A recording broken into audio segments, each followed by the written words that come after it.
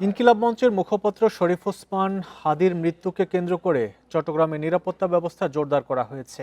রাস্তার মোড়ে মোড়ে টহল জোরদারের পাশাপাশি গুরুত্বপূর্ণ স্থাপনায় অতিরিক্ত পুলিশ মোতায়েন করা হয়েছে।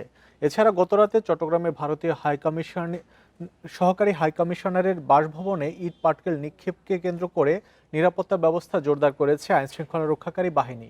বাসভবন ঘিরে মোতায়েন করা হয়েছে বিপুল সংখ্যক সেনাবাহিনী, এপিবিএন, পুলিশ ও ডিবি সদস্য।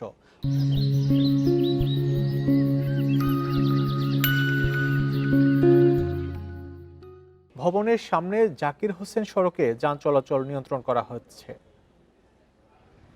আমাদের যে নিরাপত্তার বিষয়টা আছে ওইটা থাকবে, এটা পরিস্থিতি প্রয়োজনে যতদিন এই নিরাপত্তাটা রাখা দরকার এটা থাকবে। এ নিয়ে বিস্তারিত জানবো, চট্টগ্রাম থেকে যুক্ত হচ্ছেন সহকর্মী অনুপম শীল। অনুপম, কি পরিস্থিতি দেখছেন এই মুহূর্তে? আজকে এখন পর্যন্ত কোথাও বিক্ষোভ হয়েছে কিনা চট্টগ্রামে? আর নিরাপত্তা ব্যবস্থা জোরদার করা হয়েছে মূলত কোন কোন স্থাপনায় এটি জোরদার বেশি করা হয়েছে?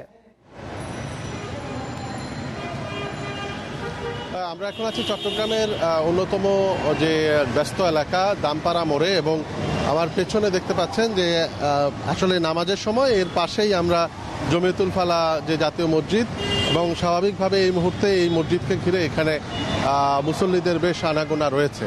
আর আজকে সকাল থেকে আমরা দেখেছি চট্টগ্রামের যে বিভিন্ন গুরুত্বপূর্ণ মোড়, বিভিন্ন স্পর্শকাতর যে স্থাপনাগুলো আছে সেগুলোর নিরাপত্তা বেশ জোরদার করা হয়েছে। মোড়গুলোতে সকাল থেকেই টহল জোরদার করা হয়েছে, পাশাপাশি বিভিন্ন সন্দেহভাজন গাড়িতে চেক করা হচ্ছে, অর্থাৎ সারপ্রাইজ চেকপোস্ট সেটি বসানো হয়েছে।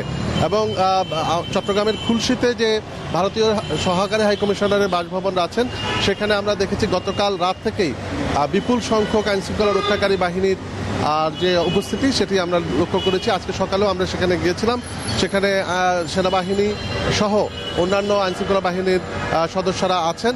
এবং গতকালকে পুলিশ কমিশনার তিনি সহকারী হাই কমিশনারের সাথে কথা বলেছিলেন ভারতের। তিনি বলেছেন যে এই ধরনের কূটনৈতিক এলাকার নিরাপত্তার জন্য সব ধরনের ব্যবস্থা নগর পুলিশের পক্ষ থেকে নেওয়া হচ্ছে। আর এখন আসলে আমরা অনেক সরাসরি কোনো তথ্য আসলে কোথায় বিক্ষোভ হতে পারে এরকম তথ্য সরাসরি আমরা পাচ্ছি না। তবে আমরা জমিয়তুল ফালা মসজিদ থেকে একটি বিক্ষোভ মিছিল বেরোতে পারে এরকম একটি খবর পেয়েছি। পাশাপাশি চট্টগ্রামের আন্দরকিল্লা শাহী জামে মসজিদে সেখানে নামাজের পরে একটি মিছিল বের হতে পারে। এই ধরনের সারা দেশের মতো চট্টগ্রামেও নিরাপত্তা জোরদার করা হয়েছে, সে খবর জানাচ্ছিলেন সহকর্মী অনুপম শীল।